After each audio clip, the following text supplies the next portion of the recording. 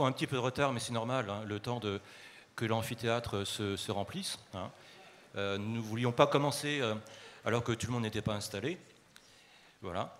Alors, tout d'abord, bonjour, hein, mesdames et messieurs, bonjour et bienvenue à cette table ronde consacrée à Rome.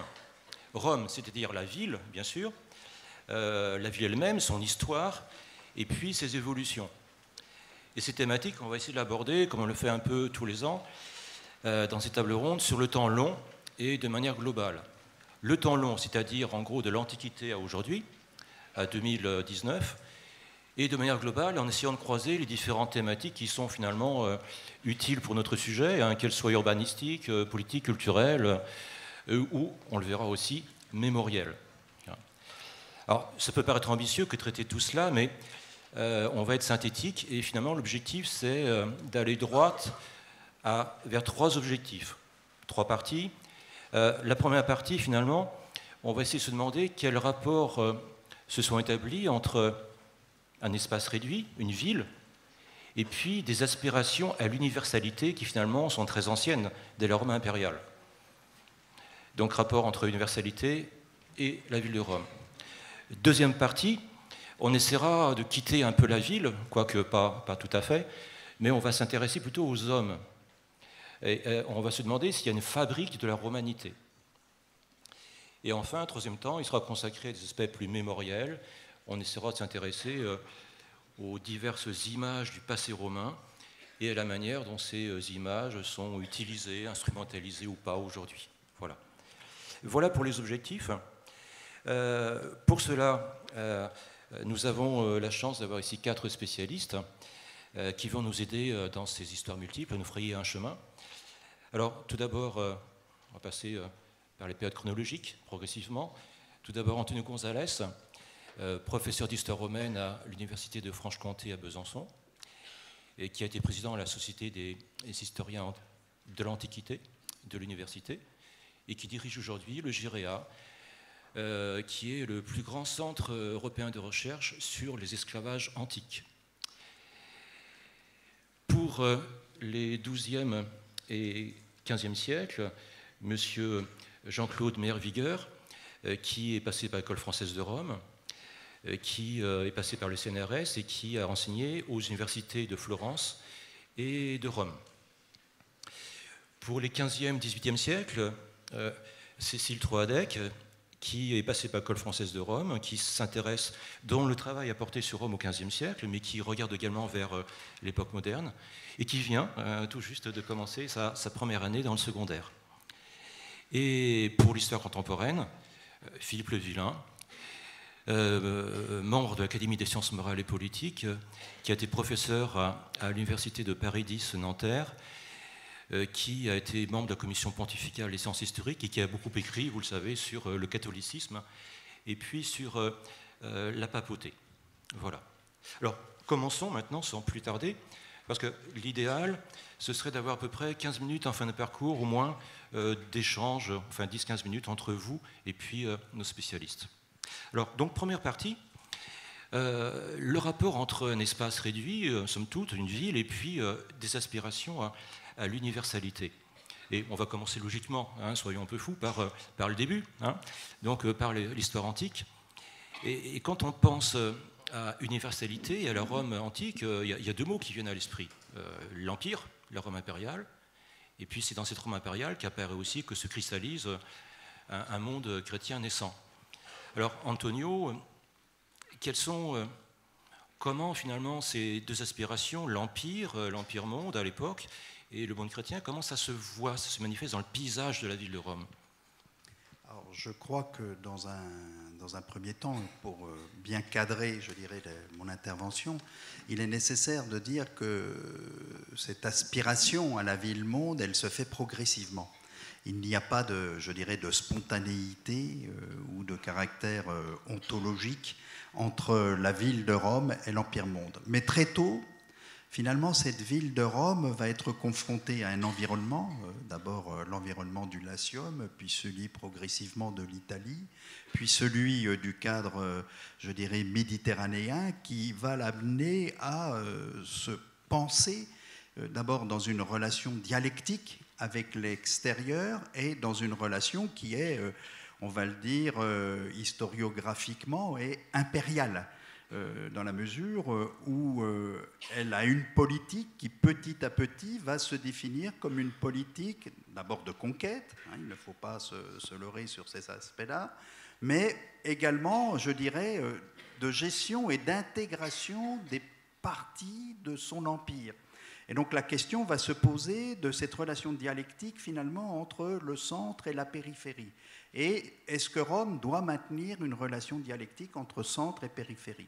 Ce qui va progressivement, je dirais, se forger, je dirais, dans les mentalités romaines, et notamment dans les mentalités de ces élites, c'est comment finalement gérer un empire territorial et comment l'intégrer afin que les populations qui occupent cet empire territorial participent de l'empire, c'est-à-dire deviennent finalement acteurs. Alors je ne vais pas reprendre les concepts à la mode comme celui d'agency en anglais où tout le monde devient acteur de tout, mais en même temps, très vite, Rome va être confrontée à, je dirais, à cette problématique, c'est-à-dire comment faire en sorte qu'un empire territorial immense puisse être, je dirais, cohérent et en même temps puisse entraîner une cohésion, je dirais, des populations. Oui. Et dans le paysage de Rome, comment ça se voit? Alors, comment ça se voit? D'abord, ça se voit par, je dirais, d'abord l'urbanisme qui va se développer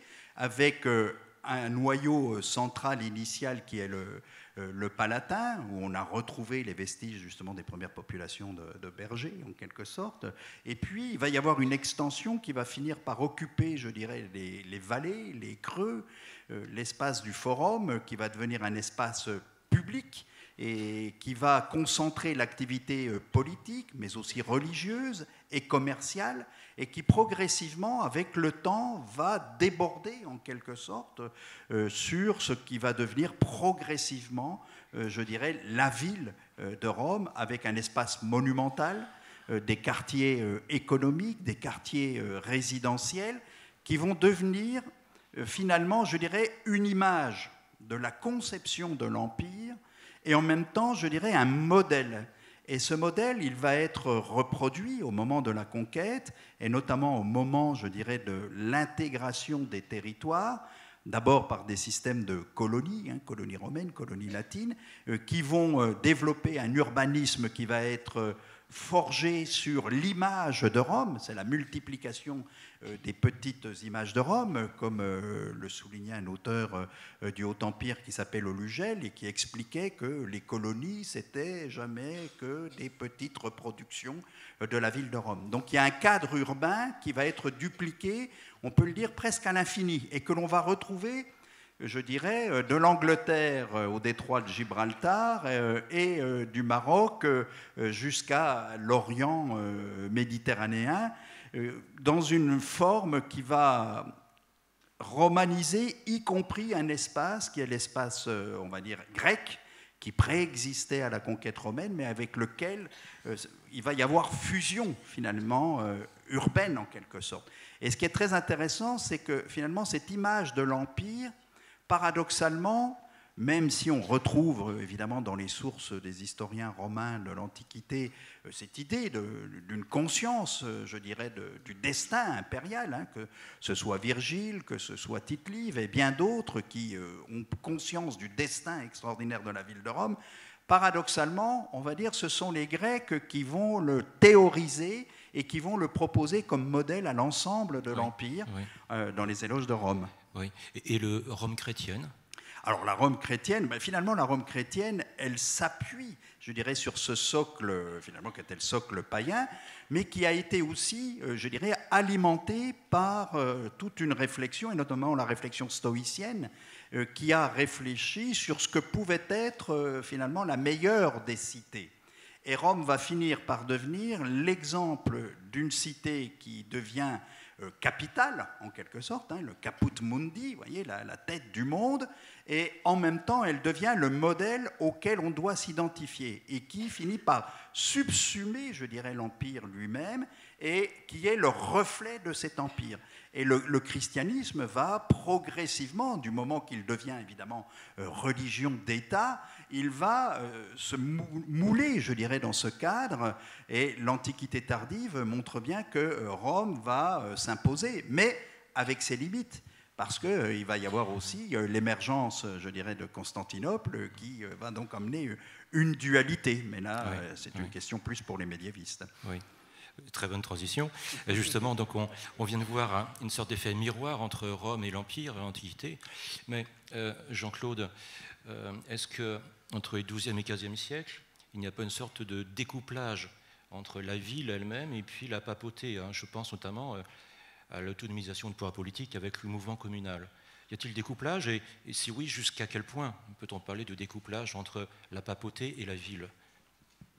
Oui, ce découplage est très fort et très manifeste. Alors, nous avons sauté en pieds joints du bas empire au XIIe siècle. Je ne vous parle pas de ce qui s'est passé à Rome durant les 7 siècles qui séparent ces deux époques. À partir du XIIe siècle et jusqu'au XIVe siècle, Rome est d'abord, du point de vue politique, un organisme communal, comme il y en a une centaine d'autres en Italie. Donc Rome, d'une certaine manière, se banalise par rapport au reste de l'Italie. Ceci étant, c'est loin d'être la principale ville de l'Italie. Si Rome comptait, dit-on, 1 million d'empires au IIe, au IIIe siècle après Jésus-Christ, elle n'en compte plus. Au maximum de son expansion démographique du Moyen-Âge, elle n'en compte plus que 50 000, ce qui en fait une ville importante à l'échelle de tout l'Occident, une ville importante à l'échelle de l'Italie. Mais enfin, il y a au moins 3 ou 4 autres villes qui dépassent les 100 000 habitants à la même époque, et 4 ou 5 qui atteignent ce chiffre de 50 000. Donc, comme vous le voyez, Rome est loin d'être la ville la plus importante d'Italie. Et on peut faire les mêmes observations à propos de son importance économique. On peut faire la même observation, pardonnez-moi, à propos de son importance économique et de son importance culturelle. Je répète, banalisation de Rome. Ce qui fait sa singularité, naturellement, le premier élément de la singularité romaine à l'époque dont je parle, XIIe, XIVe siècle, c'est le fait qu'elle est toujours le siège de la papauté. Mais attention, une papauté qui, au cours de cette époque, réside plus souvent hors de Rome que dans Rome. Alors vous connaissez tous la période des papes d'Avignon, forcément, durant laquelle, dans les 3 premiers quarts du XIVe siècle, la papauté résidait à Avignon. Mais ce phénomène, non pas de l'exil, parfois de l'exil des papes, mais surtout du choix des papes d'aller résider hors de Rome, que ce soit en Italie ou plus souvent dans de petites villes du Latium autour de Rome, comme Orvieto, Anagni, Viterbe, Todi, Pérouse et ailleurs, fait qu'au total, encore une fois, un de nos collègues a fait un compte très précis des séjours des papes hors de Rome, et je le répète, en dehors même de la période des papes d'Avignon, on arrive à constater que les papes résident plus de la moitié de leur temps hors de Rome. Alors, il faut nuancer. Ce qui fait la papauté, ce n'est pas seulement la présence du pape, c'est aussi la présence des services centraux de l'Église. Notre période est celle durant laquelle la papauté devient universelle à l'échelle de l'Occident. Autrement dit que les papes exercent une réelle autorité, et non pas une autorité formelle, comme c'était le cas jusqu'au XIe siècle, sur l'ensemble de la chrétienté romaine. Et ça passe en particulier par une autorité judiciaire. Tous les innombrables litiges, procès, disputes entre clercs, entre communautés religieuses, aboutissent très souvent à la cour de Rome, comme on dit, sont jugés par la curie. Et la plupart du temps, sauf durant la période d'Avignon, les bureaux de la curie résident encore à Rome. Donc, nuancer très fortement l'importance de la papauté dans l'histoire de Rome pour la période qui va du XIIe au XIVe siècle.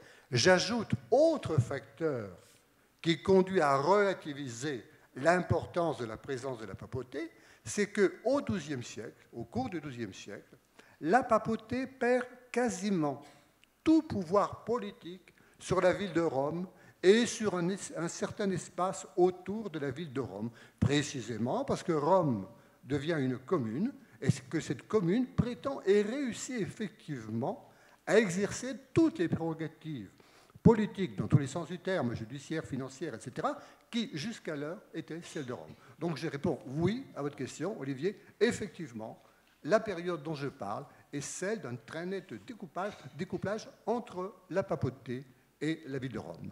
Oui, merci. Et ensuite, donc 15e, 18e siècle, Cécile,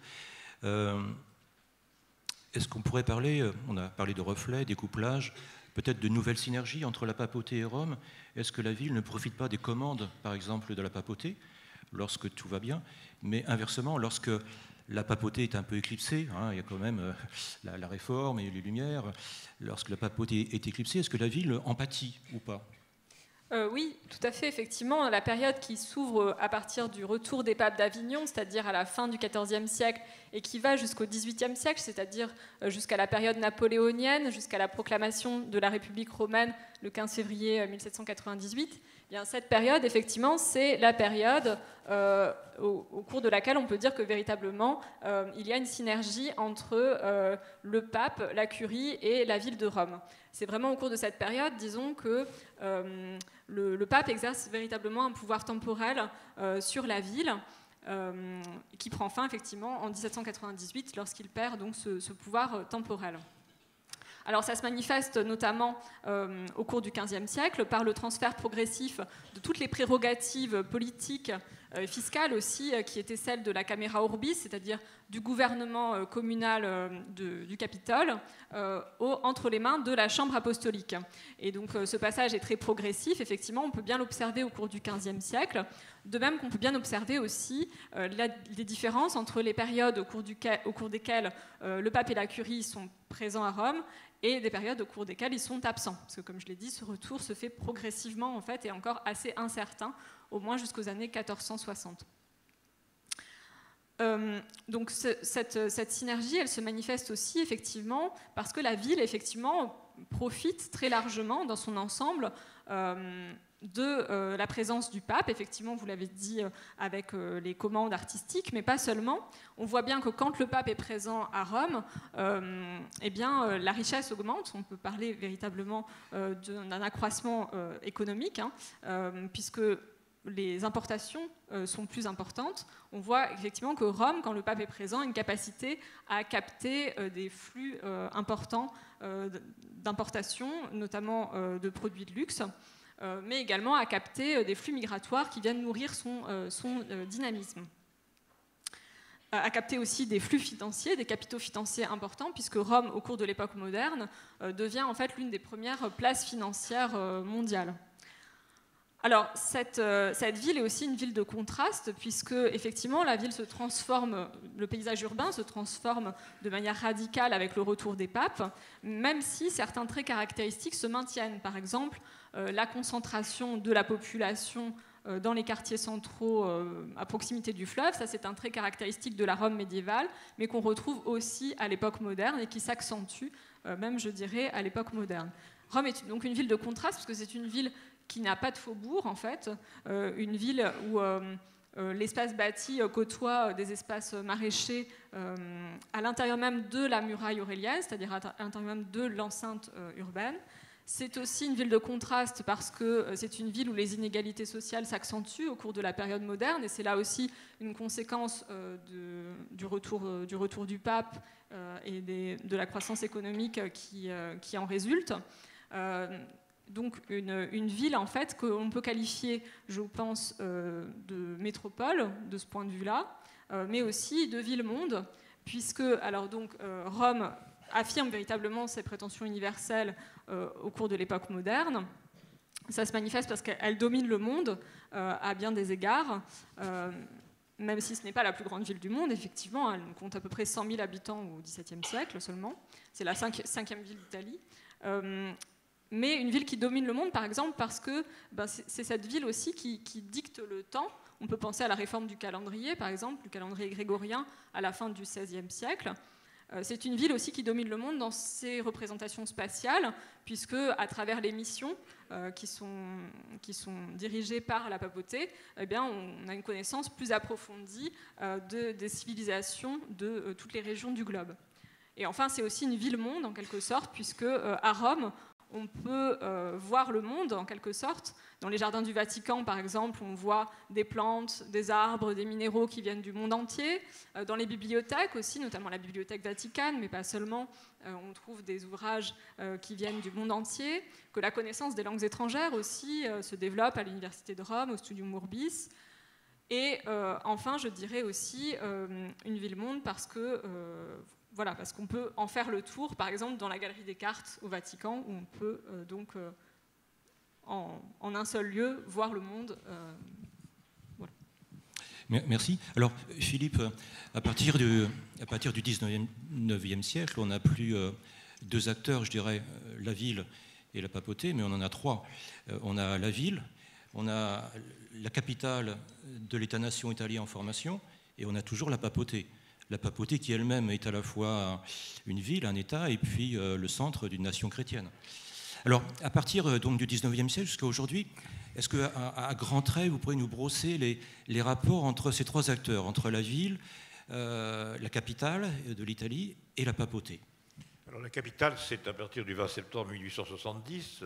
On sait que c'est une tragédie pour la papauté qui est négociée, c'est-à-dire qu'il y a l'aspect véritablement politique, la scission, à savoir que Rome et les États pontificaux globalement deviennent entre 1864, où Florence est capitale de l'Italie unifiée, décidément Rome, capitale de l'Italie, je dirais politique, c'est-à-dire l'Italie monarchique, savoyarde, unitaire, et Rome donc est une ville dont l'État est prisonnier, où la papauté se réfugie dans les palais apostoliques comme prisonnier, après avoir longtemps hésité. Pie IX, qui a déjà fui en 1848 devant la dernière révolution romaine, une nouvelle république romaine, décide de rester. Il a fui à Gaète, près de Naples. Et donc là, il y a un événement considérable. Il ne faut pas oublier globalement que la papauté est très malmenée à partir de Bonaparte et de Napoléon, et je dirais ultérieurement. Pie VII est ramené, je dirais, par la calotte à Fontainebleau, par Napoléon, qui d'ailleurs se fait sacrer de force par Pie VII. Pie VI a été également mis en difficulté, il meurt à Savone. La stabilité de la papauté, c'est à partir simplement de Grégoire XVI, véritablement, qui est un pontificat de 18 ans, et Pie IX va assumer un pontificat de 33 ans. Bon. Mais c'est je dirais, stabilité et en même temps instabilité politique et territoriale. Donc cette blessure est très importante. Elle reste dans la mémoire italienne. Vous faisiez allusion, Olivier, à la mémoire italienne, la monumentalité. On voit très bien sur les fameuses cartes que Mussolini a fait apposer sur les Via di Fori Imperiali. Ça part du point romain, c'est valable aussi bien pour l'aspect purement universel de la ville de Rome, sous l'aspect politique, sous l'aspect religieux. Et elles aboutissent à l'Empire romain, que Mussolini espérait reconstituer en faisant ouvrir Ostie.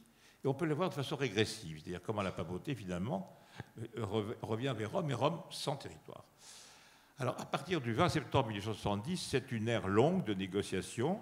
Le pape proteste, il veut récupérer Rome. Il est évident qu'aucune puissance européenne n'est en passe de lui rendre Rome. Et c'est ponctuellement des allers-retours entre négociations et tensions. La tension maximum est atteinte à nouveau en 1914, quand l'Italie hésite à entrer en guerre, parce qu'il s'agit pour elle de négocier aussi ce qu'on appelle la question romaine, que va devenir Rome à l'issue du conflit. Donc elle entre en guerre qu'en 1915, après les accords de Londres, où il est acquis que jamais la question romaine ne sera traitée au futur traité de paix, disons déjà de l'avance de Versailles, 1915. Bon.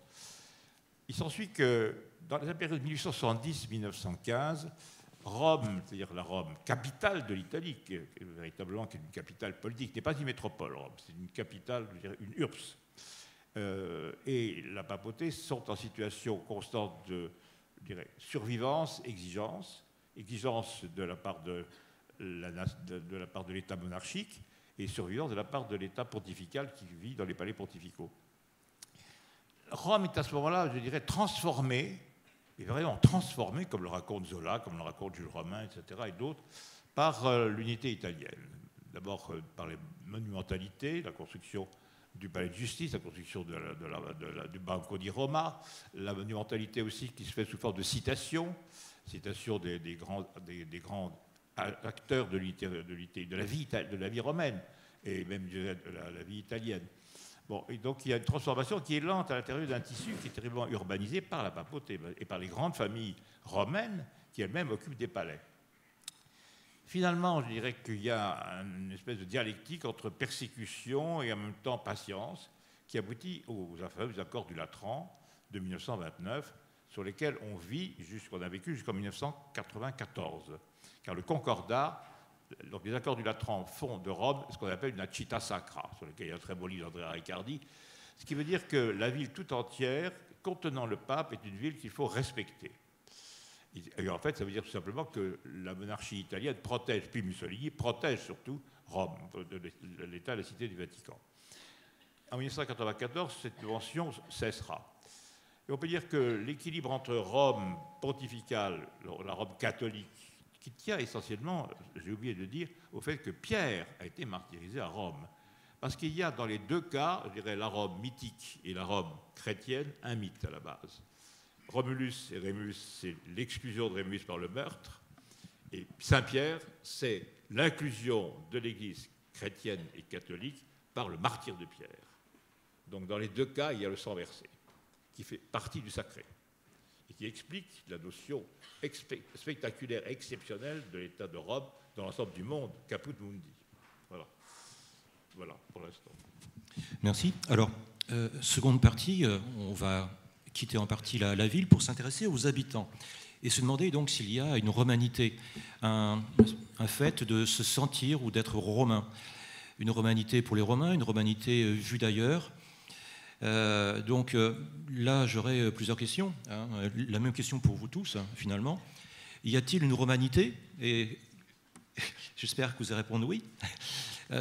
Et si oui, s'il y a une romanité, en quoi elle se caractérise? Comment est-ce qu'elle se fabrique? Et comment est-ce qu'elle évolue? Alors, peut-être, Antonio, on va à nouveau recommencer au début. Qu'est-ce qu'être romain, habitant de Rome, je dirais, au 1er siècle, au 4e siècle de notre ère? On peut dire qu'on pourrait même remonter plus loin. Et le citoyen romain, le civis Romanus sum, est quelque chose de très très fort. C'est-à-dire, c'est avoir conscience d'une identité territoriale, qui est celle de la cité de Rome, et de ce qu'on va appeler l'ager Romanus, c'est-à-dire donc le territoire de Rome, territoire qui va progressivement se confondre avec l'Italie et l'Empire. Et c'est le sentiment, au départ, d'avoir des privilèges en tant que citoyen. Donc des privilèges sociaux, des privilèges politiques qui marquent la frontière finalement entre ce qu'est le citoyen romain et ceux qui ne sont pas citoyens romains.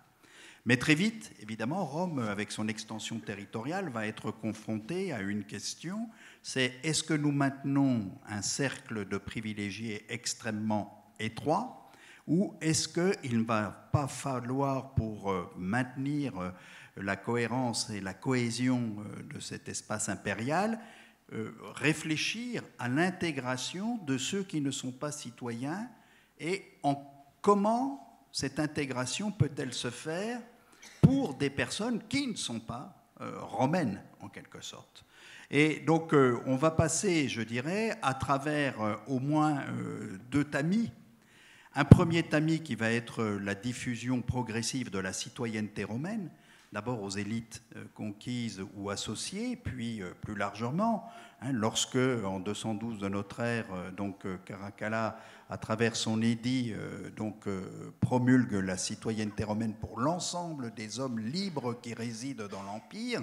Donc on a une forme, si vous voulez, de diffusion générale de la citoyenneté, mais en même temps une dilution, d'un certain point de vue, de cette citoyenneté qui prépare en quelque sorte, je dirais, l'universalité de la citoyenneté romaine, qui sera reprise en fait par le christianisme. Et ce que j'évoquais tout à l'heure à propos, par exemple, du stoïcisme est extrêmement important, c'est-à-dire qu'il y a une pensée finalement qui permet à une citoyenneté qui est locale, qui s'appuie sur des privilèges locaux, de devenir finalement une citoyenneté universelle, mondiale. Et je ne rentre pas dans la question du cosmopolitisme, mais la question pourrait se poser aussi, et qui fait que cette citoyenneté romaine peut changer d'échelle. Alors, est-ce que, par exemple, un provincial peut se sentir romain? Eh bien oui. Il va se sentir romain, pourquoi? D'abord parce qu'il a un statut politique, qui est celui de citoyen romain.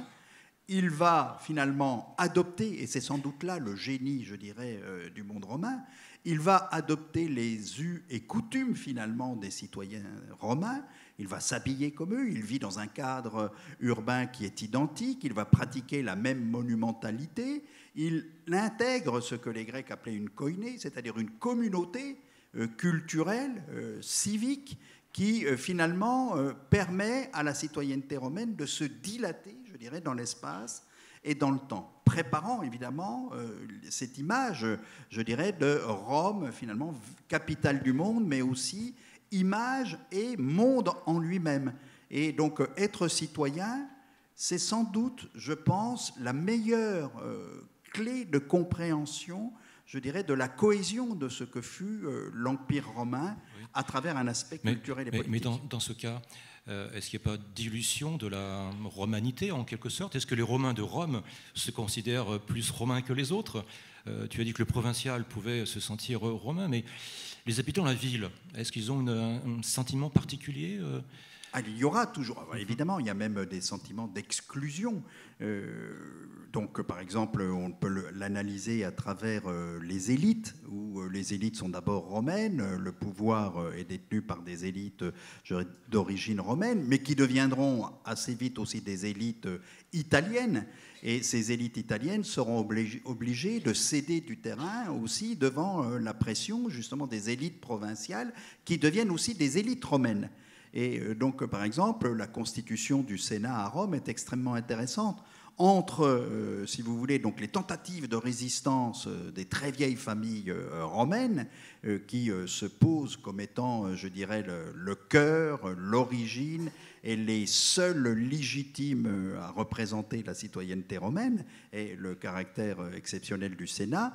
Et puis, donc, cette poussée que les empereurs vont d'ailleurs encourager. Je renvoie ici tout simplement au discours de Claude donc devant le Sénat romain dans les années 40 du 1er siècle de notre ère, où il milite finalement pour l'intégration des Gaulois dans le Sénat romain et où donc il explique que toute l'histoire de Rome s'est faite par l'intégration progressive de couches de population qui à l'origine sont étrangères, mais qui deviennent finalement romaines parce qu'elles en acceptent, je dirais, les caractéristiques et elles sont le meilleur vecteur, je dirais, du maintien de ces caractéristiques. Donc il y aura ensuite une dialectique évidemment avec les contaminations, on peut dire, de ces cultures halogènes qui finissent par, je dirais aussi, donner une teinte particulière à la citoyenneté romaine qui sera celle de la fin de l'Antiquité. Alors à l'époque médiévale et moderne, Cécile et Jean-Claude, là vous avez sans doute dialogué, qu'est-ce qu'être romain? Et je dirais, qu'est-ce qu'être romain pour un habitant des faubourgs, pour quelqu'un qui appartient au patriciat, pour quelqu'un de la curie? Qu'est-ce qu'être romain? Quelles sont ces identités multiples à Rome? Je commence. Alors, pour mon époque, qui va du XIIe au XIVe siècle, je vous le rappelle, on peut dire qu'il existe une très forte identité romaine des Romains habitants de la ville de Rome. Une identité qui passe à travers la revendication et qui se manifeste surtout par la revendication de l'héritage romain de l'Antiquité.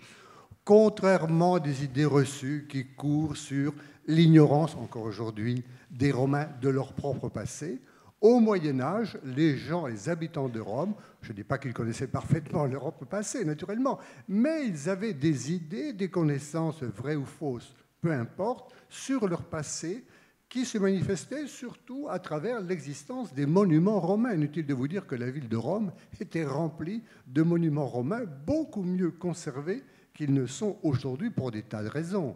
Il faut d'abord rappeler, comme Cécile l'a déjà dit, que les 50 000 habitants de Rome à l'époque médiévale n'occupent à peine que le tiers de la superficie comprise dans les murailles construites au IIIe siècle après Jésus-Christ. Les fameuses murailles d'Aurélien, qui d'ailleurs sont toujours sur pied aujourd'hui. Et non, les 2/3 restants sont occupés par des jardins, par des vergers, par des vignes, mais dans lesquels on se garde bien de détruire ce qu'il reste des anciens monuments romains dont on connaît parfaitement l'importance. Et que d'ailleurs, une législation des lois de la Commune de Rome protège sans interdire à ses habitants de les exploiter le cas échéant, mais de les exploiter non pas pour les détruire, mais pour en retirer des matériaux ou des œuvres d'art qui permettront de construire d'autres monuments, principalement des églises ou d'orner des églises, mais aussi des habitations privées. Donc un très fort sentiment d'appartenance à ce qu'était la Rome antique. Cette identité romaine se manifeste aussi d'une manière parfois quasiment comique par des revendications politiques à l'égard du reste de l'Italie. Des revendications que les Romains n'ont absolument pas les instruments nécessaires pour les faire aboutir. Rome se considère par exemple comme supérieure à Florence, alors que Florence est une ville politiquement, économiquement, militairement, etc., beaucoup plus puissante que Rome. Alors ces revendications romaines font rire les habitants des autres villes. Ces revendications se manifestent également à l'égard de l'Empire germanique, qui reste, l'Italie appartient encore à cette époque-là, du moins l'Italie du centre et du nord, fait encore partie de cette entité politique plus ou moins fluide qui s'appelle le Saint-Empire romain germanique. Et là encore, ça se manifeste par des revendications des Romains qui prétendent, par exemple, vouloir non seulement avoir le droit de couronner l'empereur, le roi des Romains, c'est-à-dire le candidat à l'Empire choisi par les grands électeurs romains, ne devient empereur que lorsqu'il a été couronné à Rome, et seulement à Rome. Et ce couronnement est fait par le pape, mais suppose également l'acclamation du peuple. De là, on passe facilement, chez les Romains, à la revendication du droit de nommer, de choisir l'empereur. Revendication, là encore, parfaitement ridicule. Et on possède des lettres de la chancellerie, naturellement, du grand empereur Frédéric Barberousse, seconde moitié du XIIe siècle, qui se moque de cette prétention des Romains qu'ils ne sont même pas capables de disposer d'une armée de 1000 ou 2000 cavaliers. Voilà. Ceci étant, cette identité romaine très forte est également contestée. Les Romains ne sont pas les habitants de la ville de Rome, ne sont pas les seuls à revendiquer l'héritage de l'Empire romain.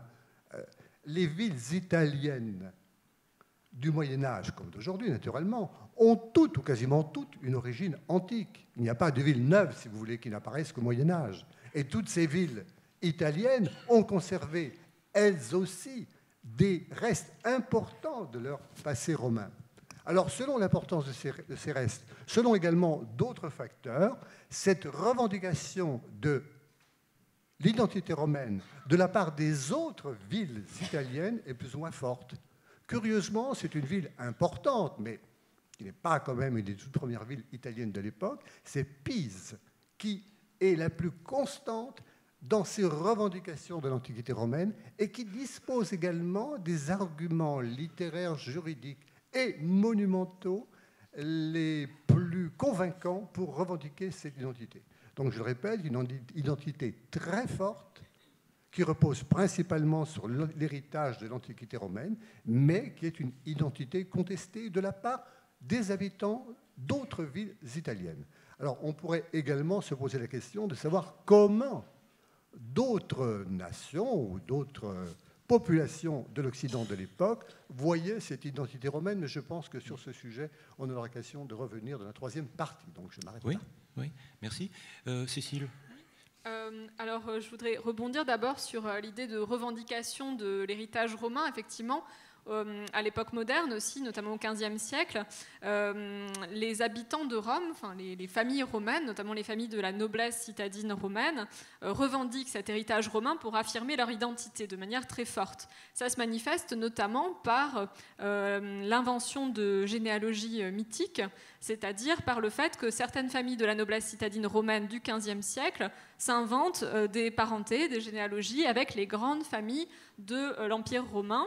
Alors en général plutôt des familles qui avaient un lien avec le républicanisme, disons, pour affirmer justement leur identité, en particulier leur identité romaine par rapport aux autres villes, mais aussi par rapport au pouvoir pontifical.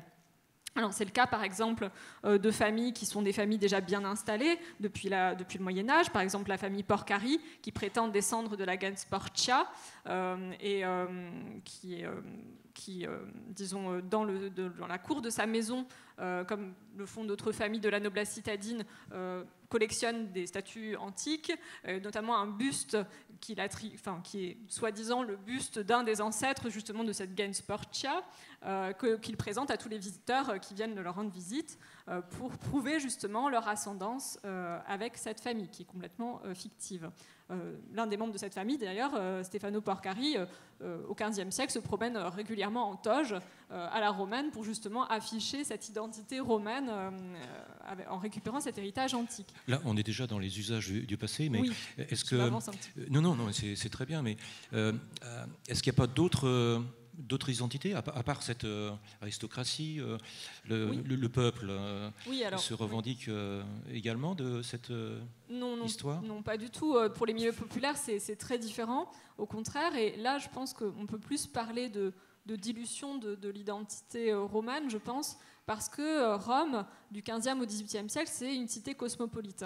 Une chose dont les contemporains ont bien conscience. On peut penser par exemple aux écrits de Montaigne dans son voyage en Italie ou dans les essais, où il décrit Rome comme une ville rapiécée d'étrangers, où chacun se sent comme chez soi. Et c'est ça pour lui la définition, en fait, l'esprit, en fait, l'état d'esprit de la ville de Rome. C'est une ville qui est très ouverte à l'intégration des étrangers. Alors c'était déjà vrai pendant la période médiévale, enfin 12e, 14e siècle, c'est tout à fait vrai aussi. Et ça continue du 15e au 18e siècle. Donc ce cosmopolitisme, c'est un cosmopolitisme qui, dit Montaigne, Montaigne dit c'est la ville la plus cosmopolite du monde. Pourquoi ? Parce que en fait c'est une ville où personne ne se soucie de savoir si vous êtes étranger ou quelles sont vos origines si vous êtes originaire d'une autre nation.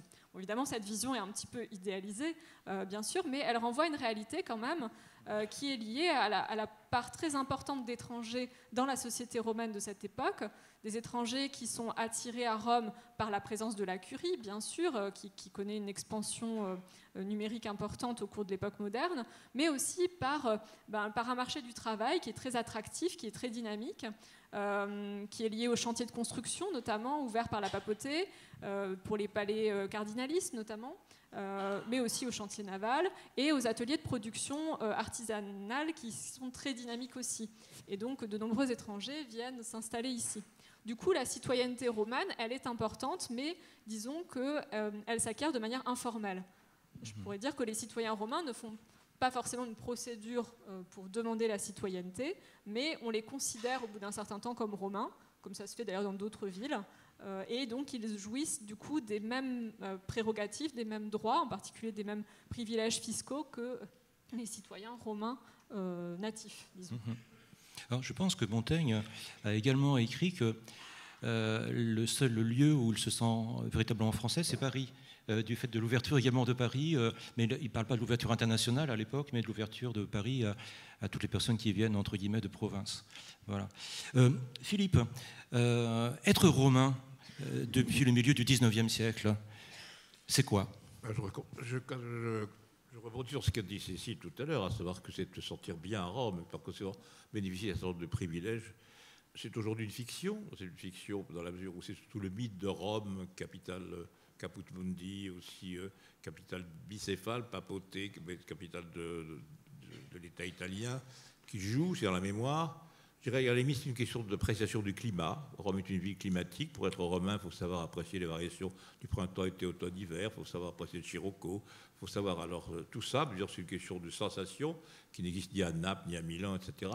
Il faut dire au passage, c'est une ville qui est très dépréciée par les Italiens généralement, parce que considère que c'est une ville où on ne travaille pas.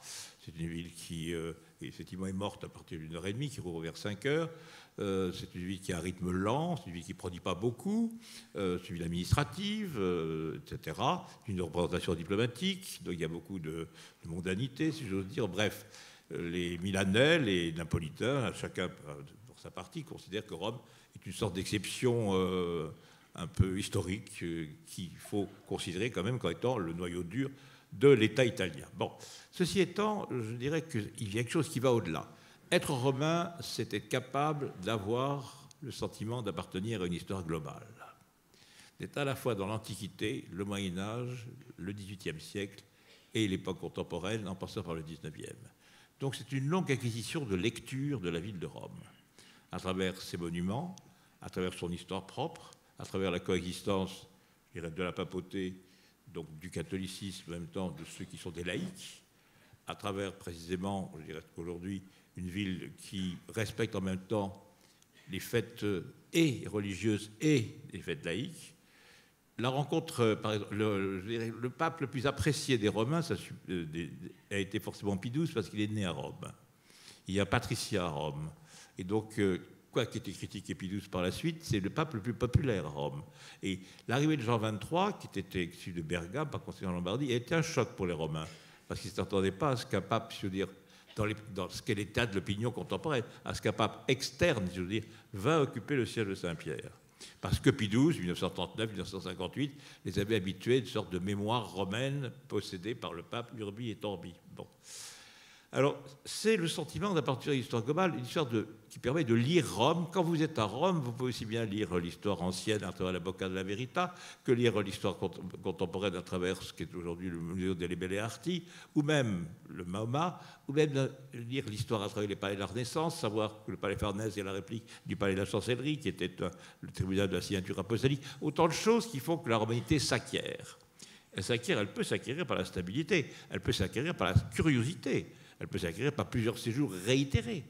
Mais c'est une fiction. Elle stipule beaucoup d'apprentissage. Et il faut s'établir à Rome pour bénéficier de certains privilèges qui ne sont pas évidents, car, je dirais, fiscalement, administrativement, c'est compliqué d'obtenir un type de séjour. Et fiscalement, ce n'est pas plus agréable d'y vivre que dans n'importe quel pays européen. Bon. Mais c'est le sentiment d'appartenir à une autre histoire que l'histoire globale.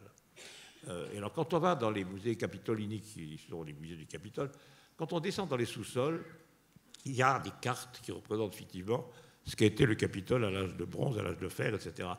C'est ça qui est hallucinant. C'est comme au fond un pays de 7 collines de terre, séparées donc par quelques intervalles qui donnent à Rome ces circonvallations un peu particulières, son entourage, etc.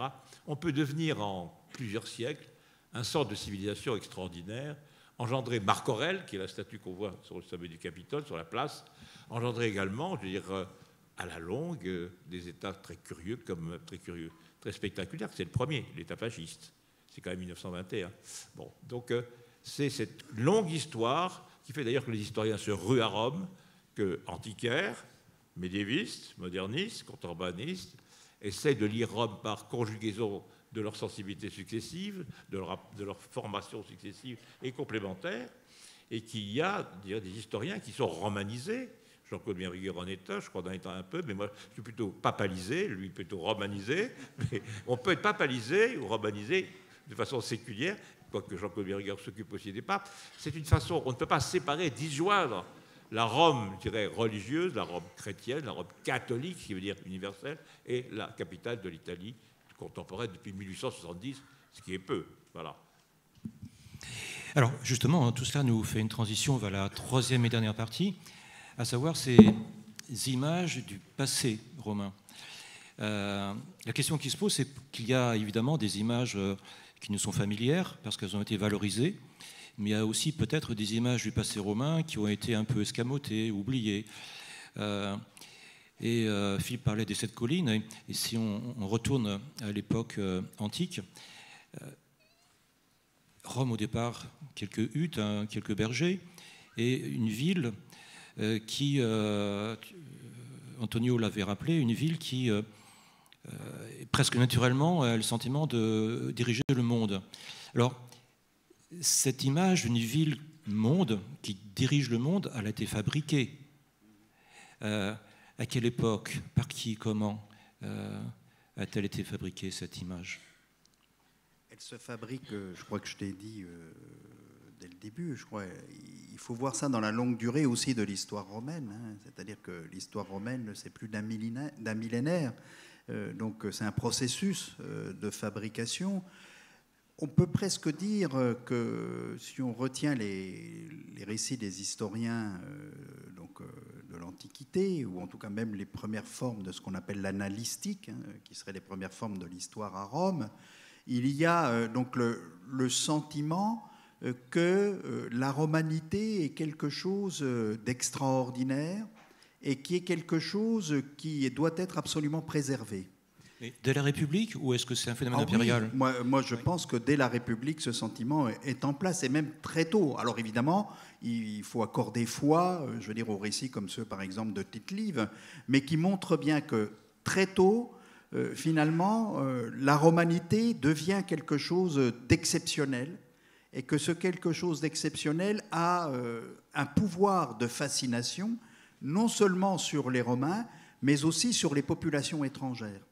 Et progressivement, le développement, on va dire, urbanistique de Rome, les démonstrations, je dirais, de la puissance qui se manifeste à travers l'architecture, à travers les jeux, les démonstrations du monde en réduction, lorsqu'on montre la faune, on montre aussi la flore, on montre les populations étrangères, on montre finalement tout ce monde sur lequel Rome règne en quelque sorte, et où les Romains donc sont, je dirais, le fer de lance, et en même temps les garants justement de cette cohérence globale.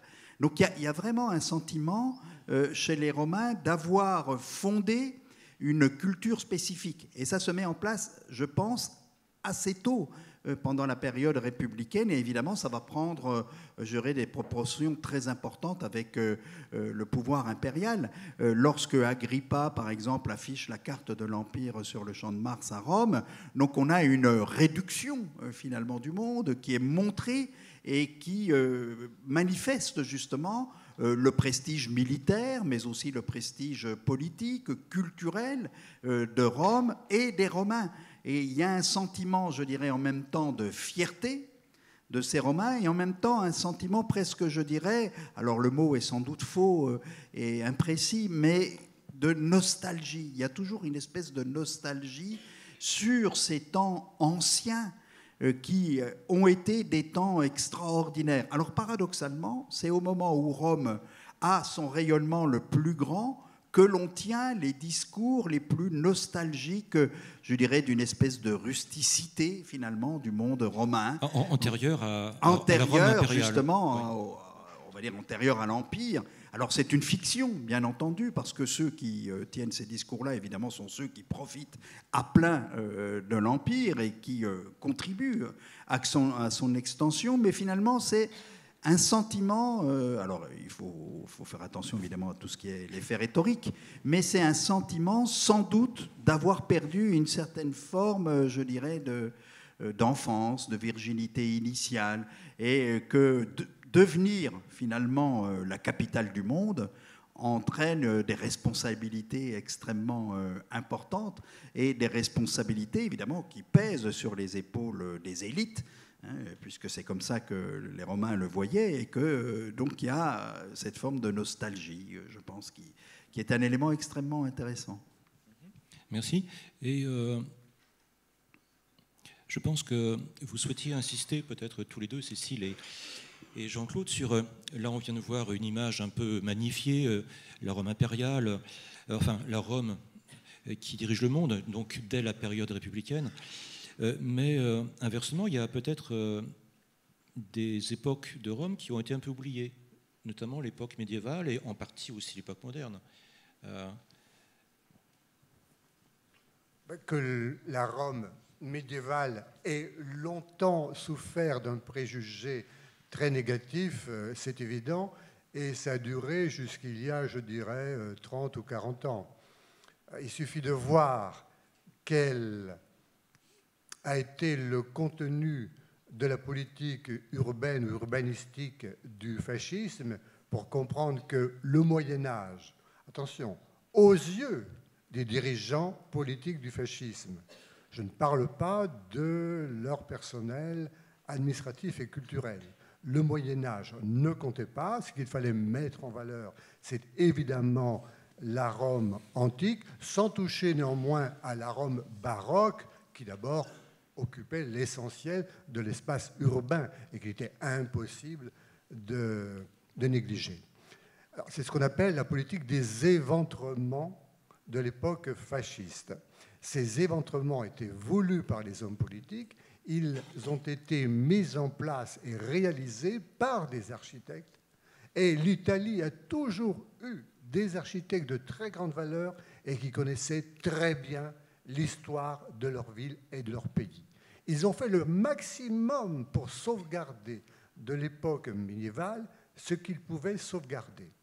Leur culture, néanmoins, était relativement limitée. Ils connaissaient la valeur de l'architecture et des œuvres d'art de l'époque médiévale. Mais ils n'en avaient pas une connaissance aussi fine que celle que nous pouvons avoir aujourd'hui. Donc, naturellement, leur tentative pour sauvegarder quelque chose, des monuments ou tout simplement du bâti de l'époque médiévale, n'ont eu que des résultats limités. Ils existent. Il est très intéressant de voir comment ils ont procédé. Malheureusement, c'est un aspect de la Rome actuelle qui est totalement négligé le plus souvent par les visiteurs.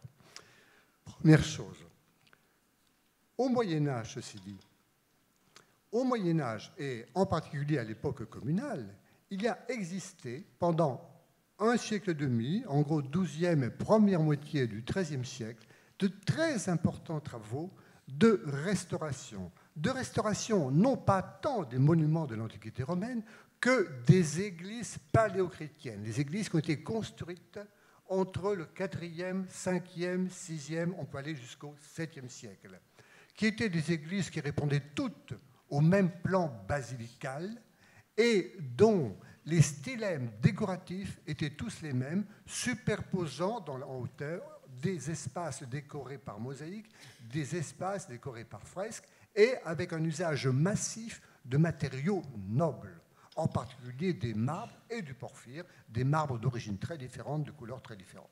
Alors ce que je veux dire, c'est que cette époque a connu, encore une fois, de très nombreux travaux de restauration exécutés selon le goût du jour, c'est-à-dire qu'on ne s'est pas contenté de reproduire ce que l'on savait des églises paléochrétiennes. On a inventé de nouveaux systèmes décoratifs, par exemple, qui s'inspirent des systèmes anciens, mais sont capables de rénover. Et on estime qu'au moins 70 églises sur les 200 ou 250 églises que comptait la Rome de cette époque ont été restaurées entre le XIIe et le XIIIe siècle. Aujourd'hui, ces églises sont toujours visibles et par ailleurs, elles ont été elles-mêmes restaurées au cours, je dirais, du demi-siècle. Moi, je suis arrivé à Rome au début des années 70. C'était, je dirais, le début d'un mouvement de ferveur dans la redécouverte de l'importance, de l'art paléochrétien, mais surtout des vastes campagnes de restauration des églises paléochrétiennes. Alors, naturellement, ceci de la part d'une élite très limitée, principalement d'historiens d'art et de restaurateurs. N'oublions pas que Rome possède quand même les meilleures écoles de restauration au monde.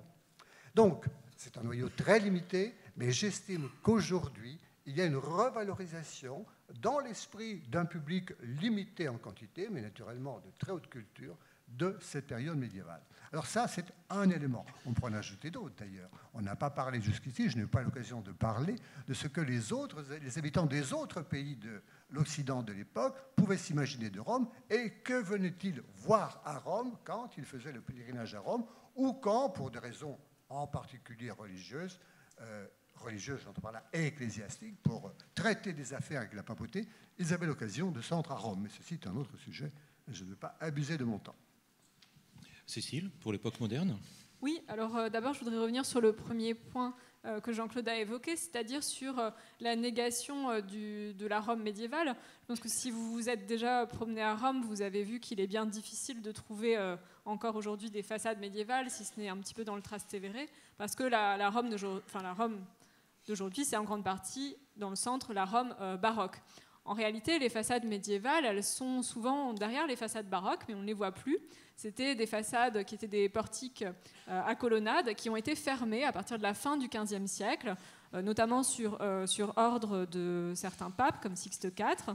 Et donc ensuite, les façades ont été lissées, les portiques ont été absorbés, et vous ne voyez plus aujourd'hui que ces façades baroques. Effectivement, il y a eu de la part des papes, à partir de la fin du XVe siècle et jusqu'au XVIIIe siècle, une volonté, je dirais, de marquer la continuité, le lien direct entre la Rome antique et la Rome moderne. Et ça passait nécessairement par, disons, l'oblitération, l'effacement de la Rome médiévale.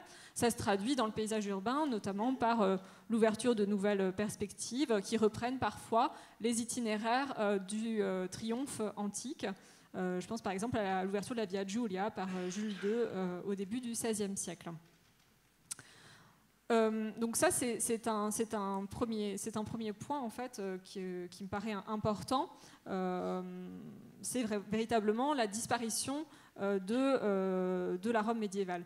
Le second point, donc dans la récupération de l'héritage antique, je dirais que la politique pontificale, les mesures pontificales qui ont été prises, elles sont assez ambivalentes et assez contrastées là encore, parce que d'une part, effectivement, il y a une volonté de la part de certains papes de préserver ce qui commence à être considéré comme un patrimoine romain qui devient peu à peu aussi un patrimoine mondial, en fait, qui doit être préservé.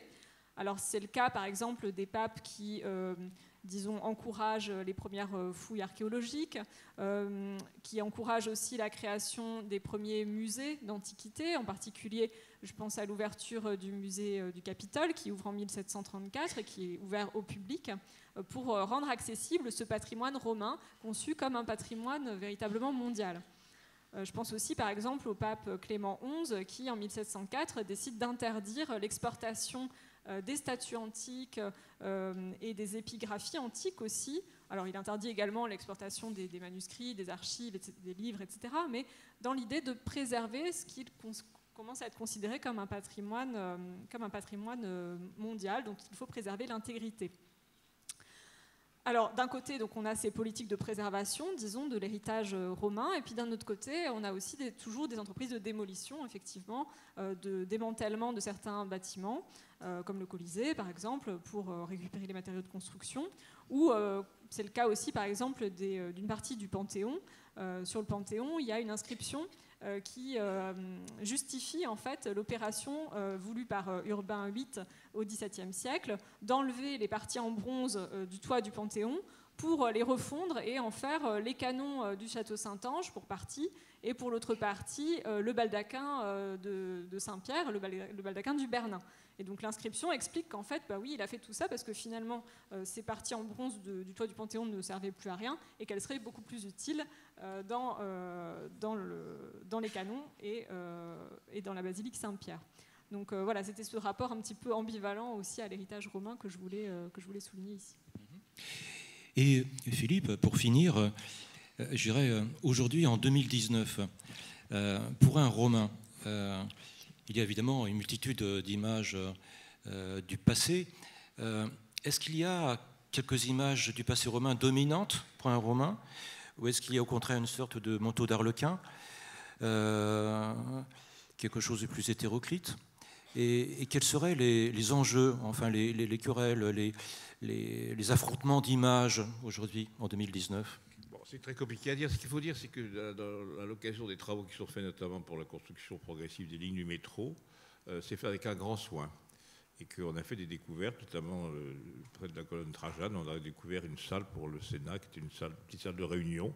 C'est très soigneux, très bien fait. D'ailleurs, les travaux n'avancent pas. Depuis, je crois que les travaux pour la ligne numéro 2 du métro ont commencé en 1977 quand je suis arrivé. Ils vont se terminer, nous sommes en 2020. Donc, j'assiste simplement à un paysage qui lentement évolue, etc. Mais enfin, bon. Mais les Romains ont un vrai souci de conservation et d'inspection archéologique. Voilà, presque un détail vraiment quelquefois poussé. Bon. Alors, ce qui fait que Rome est un peu une ville statique. C'est Carlo Argan, qui était maire de Rome, qui était grand historien d'art, et qui était communiste, qui était la grande frayeur de Paul VI en 1978, parce que quand il est venu je dirais, rencontrer le pape à la statue de l'Immaculée Conception de Piazza di Spagna, Paul VI pensait que ça ne se ferait pas. Et c'est aussi un des éléments de l'ambiguïté de Rome entre la municipalité qui change maintenant de façon quelquefois étonnante et cette crainte de la part de la papauté de ne pas être reconnue pour ce qu'elle est, alors qu'universellement elle est de plus en plus considérée. Mais actuellement, on est dans une image statique et moi je suis partisan aussi de la formule terrible de Carlo Argan, Rome est une ville qui n'arrête pas de mourir. C'est une ville qui malheureusement, au fil des ans, rentre dans l'ère consumériste. On a parlé de la cuisine romaine tout à l'heure, à la séance inaugurale. Certes, la cuisine romaine, mais la cuisine romaine, maintenant, c'est de la bouffe romaine. Il faut le dire comme ça. Les restaurants romains, c'est des snacks romains. Je veux dire qu'ils ont envahi les abords du Vatican. Le pape a été obligé de céder. D'ailleurs, le pape actuel s'en moque terriblement, ce n'est pas son problème. L'ère des foules, selon la fameuse expression qui a été utilisée par Moscovici, mais à la fin du XIXe siècle, l'âge des foules a été inventé par les papes au début du XIVe siècle. Avec les pèlerinages, à Colonnade du Bernat, c'est inventé pour recevoir les foules qui venaient en pèlerinage. Il y avait des itinéraires romains. On passait d'ailleurs, Montaigne suit un itinéraire romain. Le secrétaire de Montesquieu au XVIIIe siècle suit un itinéraire romain depuis Bordeaux. Il y avait des itinéraires, c'est des itinéraires sacrés, des itinéraires culturels, des itinéraires d'initiation. Et ceci, c'est fini. Le tourisme actuel a tué l'itinéraire romain. On prend l'avion à tel endroit, on se posait, on attend une agence de tourisme qui vous dit qu'il faut aller à tel et tel endroit, vous montez dans un bus, il y a un drapeau pour suivre avec la foule, et vous allez dans Rome, vous ne savez pas où vous allez. Donc, je dirais, Rome est tombée dans une espèce d'anonymat touristique consumériste, je l'ai dit, qui est fatal à son image, à son charme, à sa beauté. Alors, néanmoins, Rome est restaurée, les façades des palais sont restaurées, c'est un fait. Très mal, parce qu'avec une peinture plastifiée qui vieillira mal, qui fera mourir la pierre dessous. Mais il y a une vigilance romaine par rapport à ce qui a été fait. Je dirais que maintenant, c'est un peu statique. Il n'y a plus les éventrements. Le premier éventrement de Rome a été fait par la dynastie de Savoie, quand on a éventré le quartier médiéval pour faire ce qu'on appelle la machine à écrire, c'est-à-dire le monument à Victor Emmanuel II, qui est une honte, qui maintenant est une référence artistique et commémorative. Bon, mais qu'on appelle la machine à écrire. C'est Alexis Kervers, dans un roman célèbre, qui a dit la machine à écrire. Bon, tous les Romains appellent ça la machine à écrire. Bon. Donc il y a ça fait partie du paysage romain maintenant. Donc il n'y a pas de grande innovation. Et on peut dire que la ville étant statique et consommée, elle est à mon avis en péril, en danger tout simplement. Et c'est très dommage parce que c'est là que la romanité se dilue. Merci, une belle conclusion. Et il nous reste comme prévu...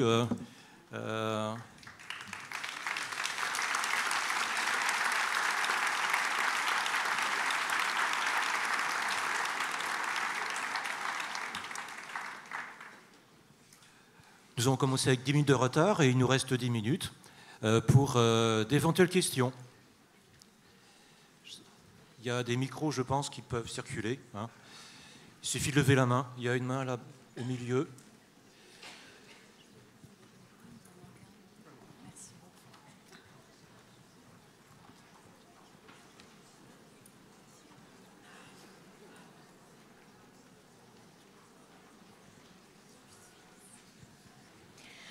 Bonjour, c'est juste pour une question très simple. Vous avez peut-être déjà répondu. L'expression très connue « tous les chemins mènent à Rome » vient-elle d'une époque dont on peut dire quelque chose de précis et pour sa signification également? Qui souhaite répondre? Tous les chemins mènent à Rome. Est-ce que c'est lié aux voies romaines, Antonio? Non. Non, je pense qu'elle a été pensée, on va dire, dans la modernité, elle a été pensée par rapport justement au siège de la papauté.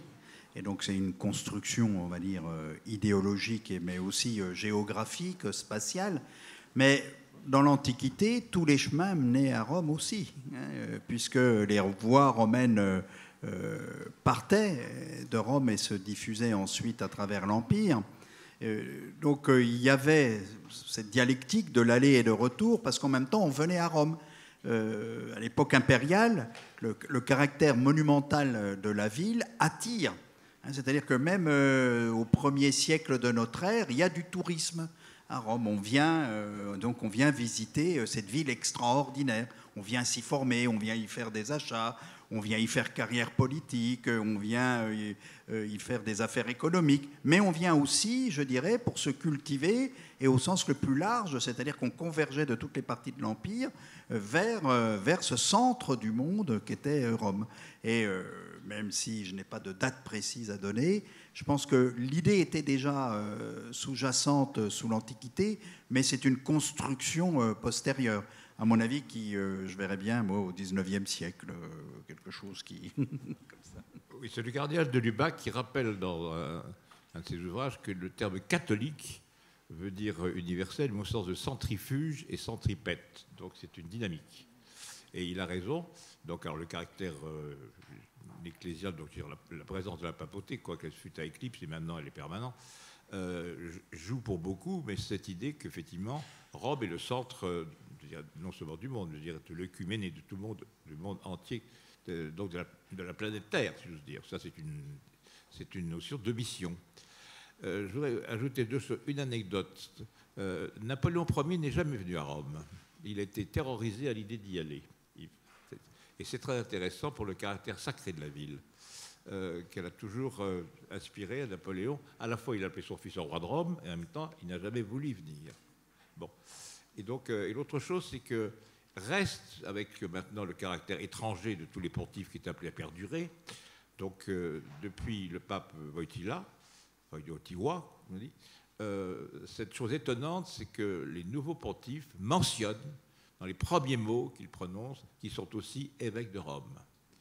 Et le pape François n'a pas manqué à l'expression. Benoît XVI l'avait fait, quoiqu'il fut accueilli très mal sur la place Saint-Pierre le soir de son élection, c'est-à-dire avec des sifflets, ce qui est rare, et le pape Wojtyła l'avait dit. Il a même essayé de parler italien, il a fait une faute d'italien, donc, que je ne vais pas répéter, et il a été applaudi pour la faute et non pas pour sa présence, c'est-à-dire pour l'effort qu'il avait fait de montrer qu'il était effectivement l'évêque de Rome. C'est une anecdote, mais elle révèle un peu le caractère ambigu. Enfin, dernière chose, c'est que la promenade romane du dimanche, pour ceux qui sont soit des curieux, soit des touristes, soit même des Romains, c'est d'aller place Saint-Pierre écouter le pape au moment de l'Angélus. Et ça reste un rite romain, ça fait partie de la romanité. Il y a des gens qui le prennent comme exogène, d'autres comme endogène, mais ça reste une promenade possible parmi les multiples promenades que font les Romains le dimanche, étant entendu que tout ne rouvre qu'à 5 heures, à commencer par les cinémas. D'autres questions ?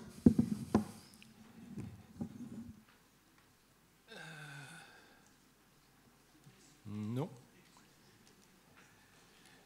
Je n'oublie personne ? Non ?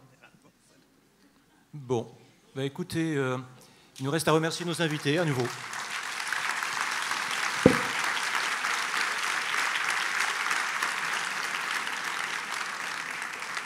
Merci, merci.